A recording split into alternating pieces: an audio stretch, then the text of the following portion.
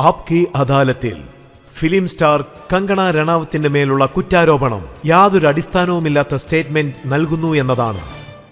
അതിന് യാതൊരു ചാൻസില്ല, ഒരു ചാൻസ്. ഇലക്ഷന്റെ സമയത്ത് താങ്കളും വിക്രമാദിത്യനും വഴക്കുണ്ടാക്കി. താങ്കളെ എത്രത്തോളം കൊണ്ടുപോകുന്നു വെച്ചാൽ പച്ചക്കറി മാർക്കറ്റിൽ പച്ചക്കറിയുടെ വില മറന്നു പോകുന്ന രീതിയിൽ ഞാൻ കൊണ്ടെത്തിക്കുമെന്ന് താങ്കൾ അദ്ദേഹത്തോട് പറഞ്ഞു.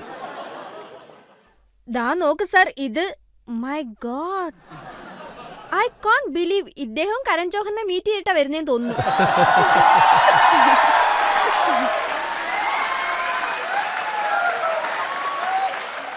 എത്ര വലിയ കാര്യങ്ങളിൽ ഇദ്ദേഹം എന്നെ വിക്ടിം ചെയ്യുന്നത് നോക്കിക്കേ. അങ്ങനെ ഒരു പഴഞ്ചൊല്ല് ഉണ്ടല്ലോ, ഞങ്ങളുടെ ആള് തന്നെ ഞങ്ങളെ വഞ്ചിക്കുന്നുള്ളത്. വെള്ളം മറിഞ്ഞ സ്ഥലത്ത് വെള്ളമില്ലാത്ത പോലെ.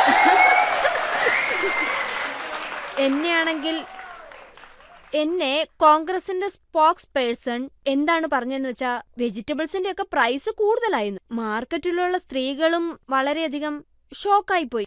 അതുകൊണ്ട് ഞാൻ ഇത് ഒരാളെ ഉദ്ദേശിച്ച് പറഞ്ഞല്ല കേട്ടോ, എല്ലാ കോൺഗ്രസ് പാർട്ടിയെ ഉദ്ദേശിച്ചാണ് പറഞ്ഞത്. ഒരു പക്ഷേ മാർക്കറ്റിലുള്ള സ്ത്രീകളെ പറ്റി നിങ്ങൾ ഇങ്ങനെ പറഞ്ഞിരുന്നെങ്കിൽ വെജിറ്റബിൾ മാർക്കറ്റിൽ പോയി വെജിറ്റബിളിന്റെ വില ചോദിക്കുന്നതേ മറന്നുപോയേനെ. പക്ഷെ ഇദ്ദേഹം അതെങ്ങനെ പറയുന്നത്? ഇതൊരു ബേസ്ലെസ് ആയിട്ടുള്ള കാര്യങ്ങളാണോ? എങ്ങനെ ഇത് ബേസ്ലെസ് എന്ന് പറയും?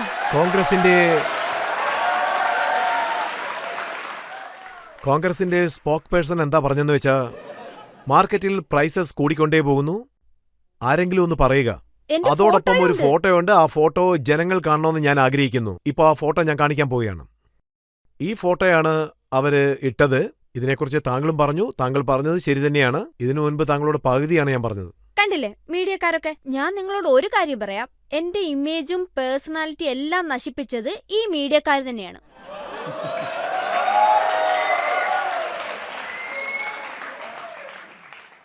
ഇത് മാത്രമല്ല, താങ്കളെക്കുറിച്ച് മാത്രമല്ല പറഞ്ഞത്, രാഹുൽ ഗാന്ധിയെക്കുറിച്ചും പറഞ്ഞിരുന്നു. താങ്കൾ എന്താ പറഞ്ഞെന്ന് വെച്ചാൽ, രാഹുൽ ഗാന്ധി ഡ്രഗ് ടെസ്റ്റ് എടുക്കണം. ഞാൻ ആദ്യമായിട്ട് പാർലമെന്റിലേക്ക് പോകുമ്പോൾ നാച്ചുറലി എനിക്ക് അതൊക്കെ വളരെ പുതിയതായിരുന്നു. അവരാദ്യമായിട്ട് സ്പീച്ച് ചെയ്യുമ്പോൾ അപ്പോഴാണ് ഞാൻ അദ്ദേഹത്തെ നേരിൽ കാണുന്നത്. അതിനു മുമ്പ് കണ്ടിട്ടേയില്ല. നിങ്ങൾ വിശ്വസിക്കുകയില്ല, അദ്ദേഹം ആ സ്ഥലം ഏത് രീതിയിലാ മാറ്റിയിരിക്കുന്നതെന്നറിയോ? എല്ലാ ദൈവങ്ങളുടെ ഫോട്ടോ എടുത്ത് അദ്ദേഹത്തിന്റെ തലയിലാ തൂക്കുന്നത്. ഇങ്ങനെ അങ്ങനെ എന്നൊക്കെ. അതുമാത്രല്ല, എന്തൊക്കെയോ അനാളജസ് ചെയ്യുന്നു. പക്ഷെ അതൊന്നും വർക്കൗട്ടായില്ല. അദ്ദേഹത്തിനൊന്നും ചെയ്യാൻ സാധിച്ചില്ല. പക്ഷെ അതിനുശേഷം എന്താ സംഭവിച്ചെന്ന് വെച്ചാ, അവിടെ എന്തൊക്കെയോ എന്താ ചെയ്തെന്ന് വെച്ചാ, അവിടെയുള്ള എല്ലാ ദൈവങ്ങളും എല്ലാവരും കോൺഗ്രസിലുള്ളവരെല്ലാം ഇതായിരുന്നു വെച്ചുകൊണ്ടിരുന്നത്. ദൈവങ്ങളെ എല്ലാവരും ബ്രാൻഡ് അംബാസിഡർ ആക്കി. ദൈവങ്ങളെല്ലാം ഞങ്ങളുടെ ബ്രാൻഡ് അംബാസിഡറാണ്. അതിന്റെ കൂടെ അവരെല്ലാം നല്ല സന്തോഷത്തിലായിരുന്നു. അതിനുശേഷം എന്താ പറഞ്ഞെന്ന് വെച്ചാ, ഞാനൊരു ശിവഭക്തനാണെന്ന് പറഞ്ഞു. അതിനുശേഷം താഴെ ഇരുന്നിട്ട് ദാ ഇങ്ങനെ ഇരുന്നു.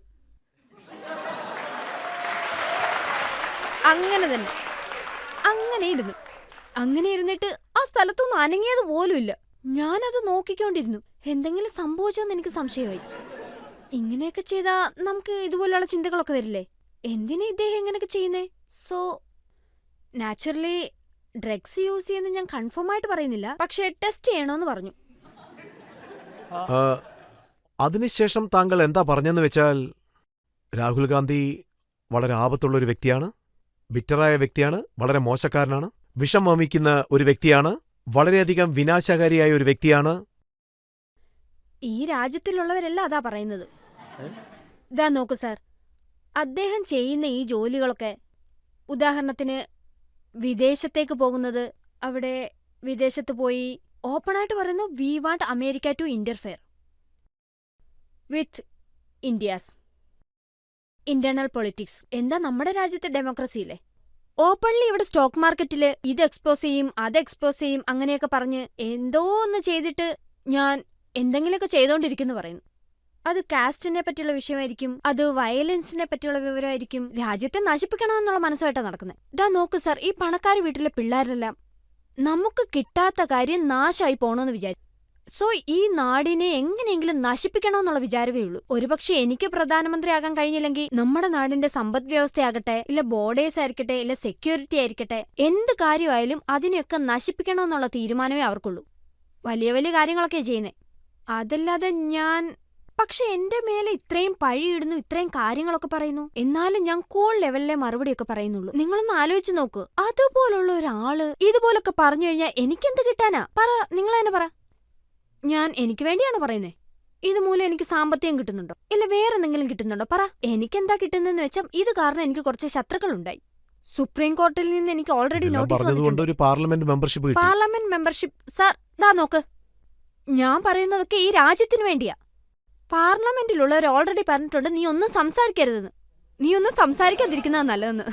സോ അവരിതിനെപ്പറ്റി ഓൾറെഡി പറഞ്ഞിട്ടുണ്ട്. ഞാൻ പറയുന്നതൊക്കെ നമ്മുടെ രാജ്യത്തിന് വേണ്ടിയാ. അല്ലാതെ ഞാൻ പറയുന്നത് എന്റെ ശരികൾ മാത്രമാണെന്ന് എനിക്ക് വേണ്ടിയാണോ പറയുന്നത്? എന്റെ പാർട്ടിക്ക് വേണ്ടി പറയാൻ നിറയെ ആൾക്കാരുണ്ട്. നിറയെ ആൾക്കാര്, കുറെ ആൾക്കാരുണ്ട് നന്നായി സംസാരിക്കുന്നവര്. അവരൊന്നും എന്നെ സ്പോക്സ് പേഴ്സൺ ആക്കിയിട്ടില്ല സാർ. സോ ടിക്കറ്റ് കിട്ടിയത് കൊണ്ടാണ് ഇങ്ങനെയൊക്കെ നടക്കുന്നതെന്ന് ഒരിക്കലും പറയരുത് സാർ. കോൺഗ്രസിന്റെ അടുത്തൊന്നും കിട്ടി, ഇവിടുന്നും കിട്ടി. എന്റെ ഫാമിലിയും കോൺഗ്രസും തമ്മിൽ നല്ലൊരു ചരിത്രം തന്നെയുണ്ട്. അതുകൊണ്ട് ഇതുപോലുള്ള സംസാരമൊന്നും, ഞാൻ വിചാരിക്കുന്നത് ജനങ്ങൾ നന്നായി ചിന്തിക്കണം. ഞാൻ പറയുന്നത് കേൾക്കണ്ട, നിങ്ങൾ തന്നെ ചിന്തിച്ച് അഡ്വാൻസ് ആയിട്ട് ചിന്തിക്കേ. ഞാൻ ഫിലിം ഇൻഡസ്ട്രിക്ക് എതിരായിട്ട് സംസാരിക്കുന്നു. അതിൽ എനിക്കെന്തെങ്കിലും ഉദ്ദേശമുണ്ടോ? രാജ്യത്തെ നശിപ്പിക്കുന്നവർക്കെതിരെ ഞാൻ സംസാരിക്കുന്നു. അതിനെല്ലാം ഞാൻ നിങ്ങളോട് കാരണവും പറയുന്നുണ്ട്. പക്ഷെ നിങ്ങൾ പറയുന്നത് ഞാൻ ബേസ്ലെസ് ആയിട്ട് സംസാരിക്കുന്നത്. പറയൂ സാർ, നിങ്ങൾ തന്നെ നോക്ക്. ബേസ്ലെസ്. ശരി, ഞാൻ ബേസ്ലെസിനെ പറ്റി പറഞ്ഞോളൂ. താങ്കൾ എന്താ പറഞ്ഞെന്ന് വെച്ചാൽ രാജ്യത്തെ യഥാർത്ഥ സ്വാതന്ത്ര്യം 2014 ലഭിച്ചിരിക്കുന്നത്, 47 വെറും പേരിന് മാത്രമാണ് സ്വാതന്ത്ര്യം കിട്ടിയതെന്ന്. ഇതെല്ലാവർക്കും അറിയാം. അതായത് നമ്മുടെ സ്വാതന്ത്ര്യത്തിന് വേണ്ടി സമരം നടത്തിയിരുന്നു.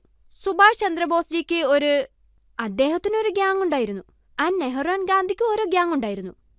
ഒരു വശത്ത് നിന്ന് അവര് പറഞ്ഞു ഇവര് ജീവനോടെ പോകാൻ പാടില്ലെന്ന്. ഇവരുടെ രക്തം ഇവിടെ ഒഴുകണം, ആരെങ്കിലും ഒഴുക്കിയേ പറ്റൂന്ന്. അവരുടെ രക്തം വന്നില്ലെങ്കിൽ എന്റെ രക്തം വരണമെന്ന്.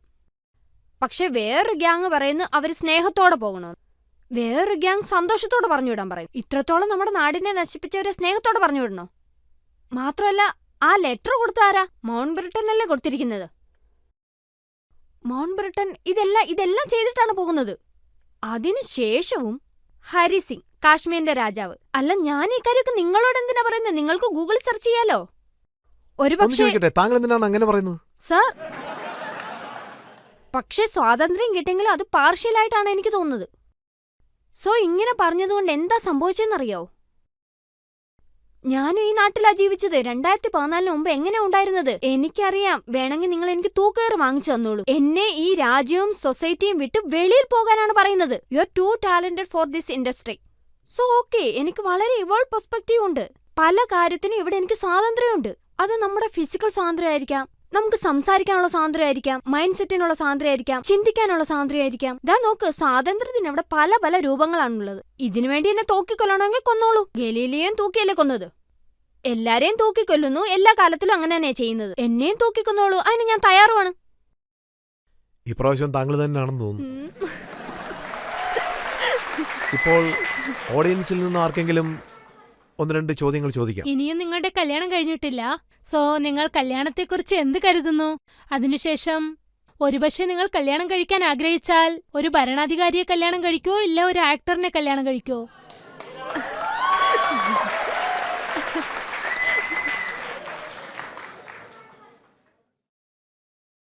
ഇതിനെപ്പറ്റി ഞാൻ എന്താണ് പറയേണ്ടത്? ഞാൻ എന്റെ കല്യാണത്തിനെ പറ്റി നല്ല ചിന്തയിലാണുള്ളത്. കല്യാണമൊന്നും വേണ്ടാന്നുള്ള തീരുമാനം അങ്ങനെയൊന്നുമില്ല. പവർഫുൾ ആയതിനു ശേഷം കല്യാണമൊന്നും വേണ്ടാന്ന് തീരുമാനിക്കും. എന്നെ സംബന്ധിച്ച് എല്ലാവർക്കും കമ്പാനിയൻ വേണം, തീർച്ചയായിട്ടും വേണമെന്നാണ്. എന്റെ കുടുംബത്തെ കാണുമ്പോഴാണ് അവർ വളരെ കൺസർവേറ്റീവ്, കൺവീനിയന്റ് ആണ്. എന്റെ അച്ഛന്റെ അമ്മയുടെ ജീവിതം കാണുമ്പോൾ എനിക്കും കുട്ടികളെ വേണമെന്നൊക്കെ ആഗ്രഹമുണ്ട്. ഇതൊക്കെയാണ് ഞാനും ചിന്തിക്കുന്നത്. പക്ഷെ ഇപ്പൊ എല്ലാരും എന്റെ പേര് ഡാമേജ് ചെയ്തിരിക്കുകയാണ്. എനിക്ക് കല്യാണം ആകാനും സമ്മതിക്കുന്നില്ല. അതായത് എനിക്ക് എന്റെ പേരിൽ കോർട്ടിൽ കേസുകളൊക്കെ ഉണ്ട്. ആരെങ്കിലും കല്യാണം കഴിക്കണമെന്ന് തീരുമാനിച്ച പോലും വീട്ടിൽ പോലീസ് വന്ന് എന്നെ കൂട്ടിക്കൊണ്ടു പോവാ. സമൻസ് വരുന്നു. ഒരു ദിവസം എന്റെ ഭാവി അമ്മായിപ്പനും അമ്മായിമ്മയും വീട്ടിലുണ്ടായിരുന്നു. അപ്പോഴുണ്ട് വീട്ടിലേക്ക് സമൻസ് വരുന്നു. അതൊക്കെ കണ്ട് അവരെപ്പോഴേ ഓടിപ്പോയി. സോ ഇതും അതിന്റെയൊക്കെ ഒരു സൈഡ് എഫക്റ്റ് ആണ്. ഇല്ല, ഞാൻ ചുമ്മാ പറഞ്ഞതാ.